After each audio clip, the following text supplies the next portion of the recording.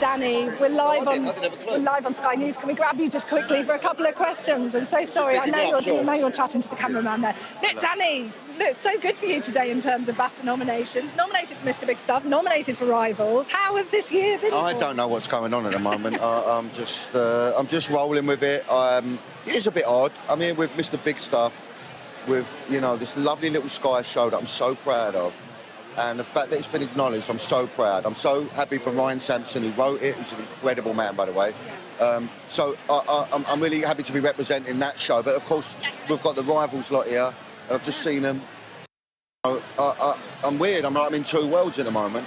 And they both shows that it's quite sort of funny that have been taken so seriously, critically, when you were making them. I would imagine. Two very different shows.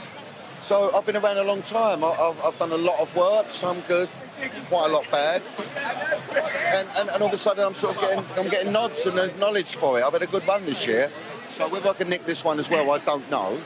I would love to. I'm not going to lie, but again, you just got to just stay grounded and keep that ego tucked away. You know what I mean? As you drive yourself mad with these things. Also, it's a regular pay packet giving up something like EastEnders. Were you sort of thinking, I'm not sure whether to do it? It's always, of course it is. It's you sort of roll the dice, and it's. That job gives you a lot of stability, and I was in it a long time, so sometimes you've got to take a risk and see what's out there, because you will never know unless you try, and it really has paid off for me. Now, the moustache that you have on Rivals, I always thought it wasn't a real one. Is this? No, it's real. So you've taken to the moustache? Yeah, I think there's nothing worse than having a stick-on moustache. Every time you smile, it pops up. You know what I mean? There's a lot of kissing in this show as well. So. I'm glad I can grow one, because there's a lot of geezers that try and it becomes really, I don't know. So I can grow one. I'm happy with that. I've had it trimmed. I've got a moustache brush. Lovely. Moustache wax. Every gent needs. And I've got a lovely hairpiece, which I could have done with today. I'm not going to lie. They won't borrow it to me. Mr. Big Stuff as well. I feel I should warn you, we are live on TV, so no swearing. No swearing, don't worry, I'm all over it. Swearing on Mr. Big Stuff. I mean, that must have been quite fun to I've sort of made a career out of swearing, so well done. It's interesting, that show, because it is about masculinity. It's funny, but it starts to delve into the dark world of what is masculinity, what does it represent? The two sides of it, my character Lee, and then you've got Ryan's character Glenn, who's really in touch with his feelings and sensitive, and Lee being all sort of like masculine, and he's got a good heart but he can't express himself. So it's really clever that we've delved into that slightly, because it's a minefield at the moment. I mean, do people often sort of confuse you with your characters sometimes? I would imagine the real Danny Dyer probably isn't as sort of. Are you sort of male and sweary and lightly like? Well, I suppose I'm a working class kid, and I suppose I do interact with people in a certain way. You did Desert Island Disc today. I did, yeah. Hopefully that went down well.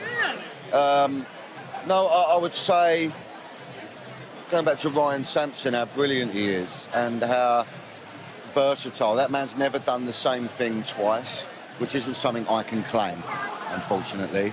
Is there enough done to sort of support working class actors, though? Well, there's only 7% at the moment in the arts, apparently, and I find that really disgraceful, and I don't know why that is. We don't want the arts to become about the elite, because it's not for the elite, it's for everyone. So I pray that changes soon, and I feel, the government somehow should maybe get involved in that and start giving kids out of council estates an opportunity, Because a lot of disenfranchised young people about at the moment that don't know what to do with their life. They've got no hope. They're angry, and we need to change that somehow. And how are we going to find these brilliant musicians and actors, if they don't feel that it's for them? Look, taking things a bit more sort of lightly, we've been talking to people about if you were to recast the cabinet with the TV stars today. You've made it for Prime Minister, for some You're people. Joking. Yeah, come on. Could a life in politics be reckoning? That would be mad, wouldn't it, eh? Yeah. I'm too busy. Too busy. But we do need more working class people in politics as well. That's a no-brainer for me. Yeah, so absolutely. I just think we need to speak out. And, everyone's frightened of saying stuff now, because it's the world is so divided. The countries, you're either this or you're that, and you're, what gang you in.